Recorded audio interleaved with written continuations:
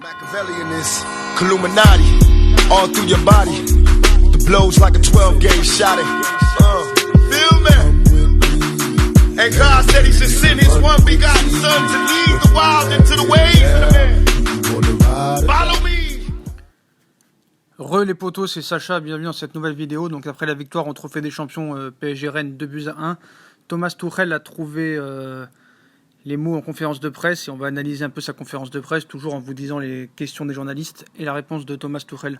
Donc l'entraîneur parisien tire les leçons de la victoire de son équipe lors du Trophée des Champions 2-1 face à Rennes.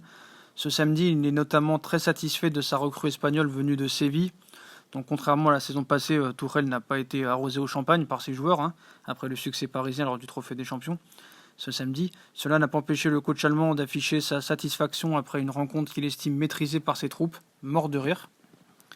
Donc on va commencer par les premières questions du journaliste et les réponses de Thomas Tuchel. Donc première question, votre équipe a semblé manquer de rythme en première période. Comment expliquez-vous cela? Tuchel, je ne suis pas d'accord avec cela. On a eu des soucis lors des 6 premières minutes et après c'était très bien. On a frappé 10 fois au but en première période. On est revenu en seconde avec le même état d'esprit. On a complètement joué dans le camp adverse, récupéré beaucoup de ballons. C'est très très bien.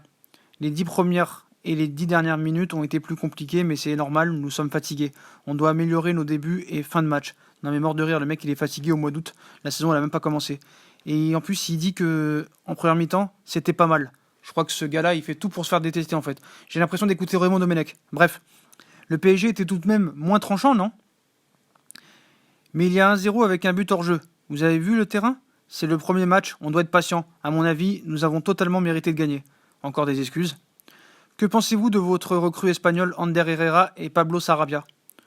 On peut voir que leur mentalité est bonne. Herrera doit encore s'adapter. On joue différemment de Manchester United. Il doit s'adapter à notre style. Pablo est vraiment impressionnant. Il court avec et sans ballon. Son jeu sans ballon est un modèle. Il donne beaucoup d'intensité et n'arrête pas défensivement. Ça, pour une fois, on est d'accord. Êtes-vous également satisfait d'Abdou Diallo, une autre de vos recrues, excusez-moi. Oui, Abdou Diallo a bien joué, bien sûr, avec Thilo Kehrer défensivement. Ils ont été parfaits, bien sûr, n'importe quoi. Ce n'est jamais simple. Tu changes de club, de style de jeu, débuter dans une finale. Mais je crois que le mec, il a pété un câble. Que retenez-vous de cette tournée en Chine?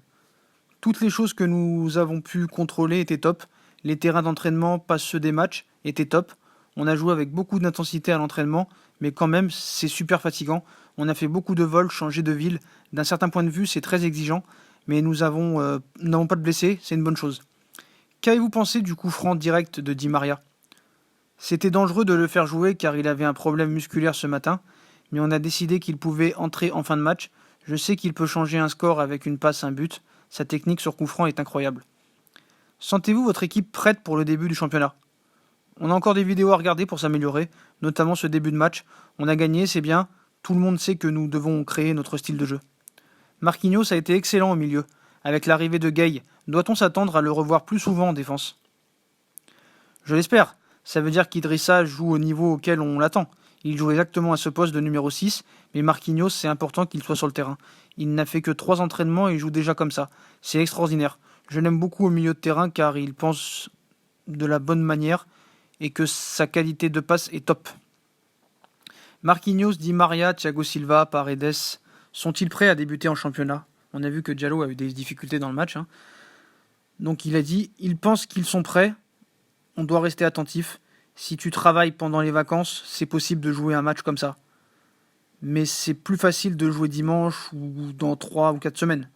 Si on continue à les faire jouer, il y aura un manque en novembre. On va continuer à travailler tout le mois d'août pour être capable d'enchaîner 50 ou 60 matchs. Donc voilà les potos, voilà pour l'interview de Thomas Tuchel. Donc on va faire un petit débrief sur les accords que j'ai avec lui et sur les désaccords. Vous pensez bien qu'il y a plus de désaccords que d'accords. Quand le journaliste lui dit que le PSG était tout de même en difficulté en première mi-temps, il te dit qu'il n'était pas d'accord avec cela. Donc le mec, je pense qu'il doit aller voir un ophtalmo. C'est très compliqué. Il avoue juste que les 10 premières minutes et les 10 dernières étaient compliquées. En première mi-temps, il faut qu'il regarde le match. Vu que lui, il aime bien regarder des vidéos, je pense qu'il faut vraiment qu'il regarde le match. Voilà, après sur le but hors jeu, on est d'accord, il n'y a rien à dire. Après, on est assez d'accord avec lui sur Herrera et Sarabia. Herrera, il doit encore s'adapter.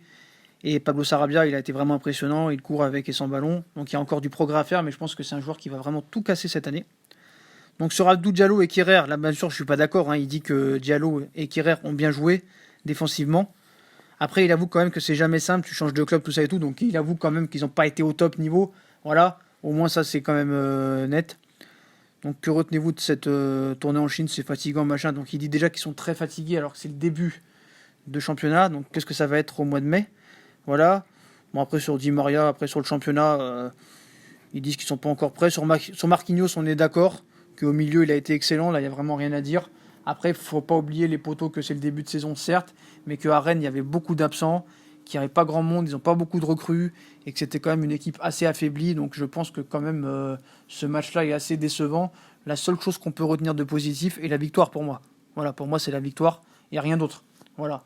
Les points positifs, comme j'ai dit à l'après-match, c'est Marquinhos, Verratti, Sarabia, Mbappé a fait son match, Herrera peut mieux faire, mais par contre toute la défense, à part Bernat peut-être, ont été catastrophiques. Et Areola, je ne vais pas continuer avec lui.